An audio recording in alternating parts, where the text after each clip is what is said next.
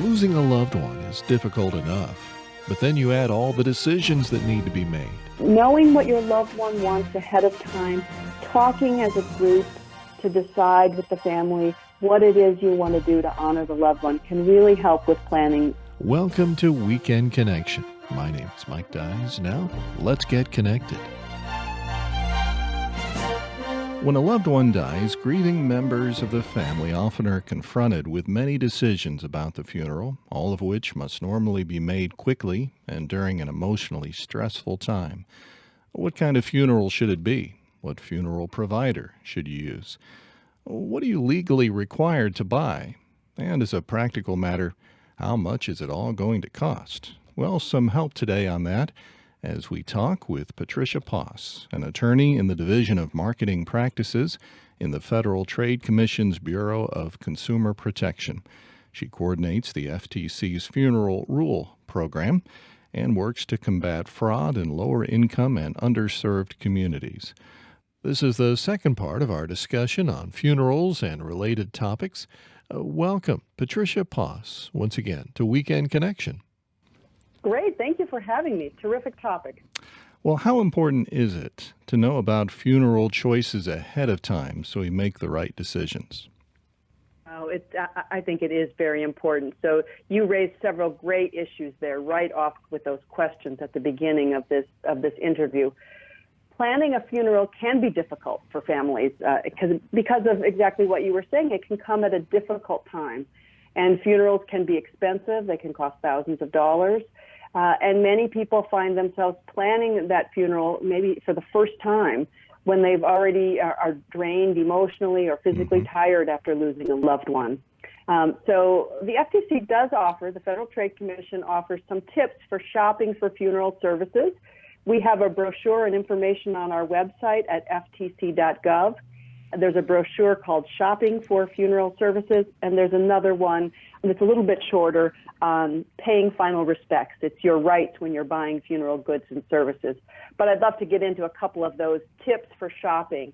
And certainly, one of the things that can be helpful is to talk with loved ones and the family about what is wanted before the loved one passes, before there's that immediate need. And asking those questions that you phrased. Do they want to be buried or cremated, embalmed? Do they want a viewing, a church service, a reception? What is it that they want? Because it can help a lot to know what it is you're looking for before you go shopping for funeral services, before you contact a funeral provider. And it also can help relieve some, potential emotional overspending. You don't want to feel guilty that you are not having the fanciest funeral. You won't have to feel guilty that you're not having the fanciest funeral if the loved one says that they want a simple service. So try to do some pre-need shopping if possible. And this will allow the family to talk about what's wanted and then compare prices for those specific services. And we recommend comparing prices from at least 2 different funeral homes. One of the things that's in that Shopping for Funeral Services guide, there's a brochure that has the pricing checklist, and it gives consumers a list of the funeral goods and services options that are typically out there and a place to write the price information that they collect from different companies to help make those decisions. So while I'm not certain that any decisions have to be made ahead of time, getting a sense of what is wanted and collecting at least the information about the options and costs from providers in your area can be helpful steps. We're talking with Patricia Poss, an attorney in the Division of Marketing Practices in the Federal Trade Commission's Bureau of Consumer Protection. I read that the average funeral costs are between $7,000 and $12,000, including viewing, burial, casket. The casket alone can cost $2,000 and even much more. The expenses don't include the cemetery or the grave markers, so you can quickly see it's an expensive issue and many decisions to be made. And cremation, for instance, it costs about a third of that.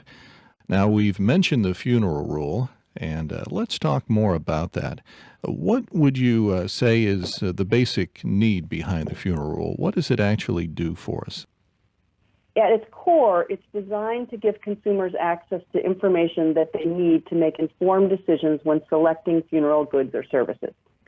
It applies at need and pre-need, meaning whether the loved one has already passed or when you're making arrangements before someone's passed. And the federal rule gives certain rights to consumers. And the first one is they can buy only the funeral goods and services that they want, right? So the funeral provider can't require you to purchase additional things as part of a package. They also should be able to get price information by telephone. It gives you that right. If you call, the provider must give prices over the telephone. The provider must give a written itemized price list when a consumer visits the home and asks about making arrangements. They must also be able to see a list of the prices of caskets and outer burial containers. How much are those going to cost? And they are entitled to receive a written statement. The consumer should get a written statement after you decide what you want and before you pay. And this should show exactly what you are buying and the cost of each item. The rule also requires that consumers are entitled to be able to use an alternative container instead of a casket if they're choosing cremation. And they must be able to provide the funeral home with a casket or an urn that they purchased elsewhere if they would like. And finally, it also gives consumers the right to make funeral arrangements without embalming. No state law requires routine embalming for every death. Now, some states may require embalming or refrigeration in certain time periods and things, and consumers will have to ask questions about that if that's a concern. But the rule does protect consumers in many instances on that. Another thing I was reading about that I don't know how many people are aware of is that you can actually have a burial on your own property. Now, some situations you wouldn't do that because you really don't have that kind of property that you'd want to do that. But some might. They might have some area, some rural area, for instance, where they would want to bury that loved one on their own property. What are the rules regarding that? Is that pretty much across the nation that you're allowed to do that, or are there some limits? So the rules on burials really do vary state by state and may even vary by local laws, including the city and county. So that's something that a consumer would want to investigate at their local level. And they could contact, most states have a funeral board, a board that does a licensing board for funeral directors. And there's also usually some group that regulates the cemeteries in the area. And they can inquire and get information about what's permitted in their state regarding that. Mm-hmm. What would you say are some warning signs that people should look for when they're considering different funeral homes or even different cemeteries? What are the things that would be a red flag? So when choosing a funeral home, there's a lot of things that consumers can do. They can certainly inquire and get information directly from the home and do their research. You also can check businesses out through the Better Business Bureau and other sources. Most consumers do a little bit of research and choose someone in their area, usually based off of a recommendation of a family or friend. Mm-hmm. Well, I've heard about people who buy their cemetery plots ahead of time. Is that a good thing to think about as well, to reserve that space in the cemetery ahead of time? A lot of people choose to do a pre-need arrangement, and that you can do pre-need arrangements on a variety of issues, whether it's the cemetery plot, the casket, the actual arrangements with a funeral home. Planning your own funeral arrangements, of course, is a way that people see to ease the burden on the family. They can shop and compare goods and services ahead of time. But there's some important considerations, whether it's purchasing the funeral services themselves or the cemetery ahead of time. You want to know what it is you're actually paying for. You want to know the full cost and what happens if you're paying ahead of time, what happens to that money. Some states have requirements for handling prepaid funds for advanced funeral arrangements. And what happens is there interest on that money? Are you protected if that firm or that cemetery goes out of business or something changes? Mm-hmm. Can you cancel the transaction? Lots of questions. What if you move away or die? Lots of questions that consumers would want to think ahead before planning a funeral prepay arrangement or purchasing a cemetery plot. Good questions to think about. So before making one of those purchases, you'd want to know what are your rights going to be if you want to change things or if your circumstances change. Mm-hmm. We're talking with Patricia Poss, an attorney with the Federal Trade Commission's Bureau of Consumer Protection. She's telling us about the funeral rule. Now, you mentioned, Patricia, earlier that military veterans have the advantage of a free burial in national cemeteries. How many states have an area like that? Does pretty much every state have that available, a national cemetery, or would you possibly have to be buried in a different state? For details about those programs for the military veterans, the best source to go to is the Department of Veterans Affairs, and to find out what options are available, which ones are closest to you, and who those benefits will extend to. Sometimes they extend even to spouses and dependent children. Now let's talk a little bit about cremation.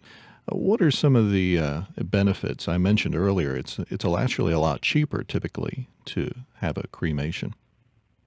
What one chooses, whether it's cremation or burial, is really, as I said, a personal preference, a family preference. It can be a religious preference or a cultural preference. And so that's really up to each individual.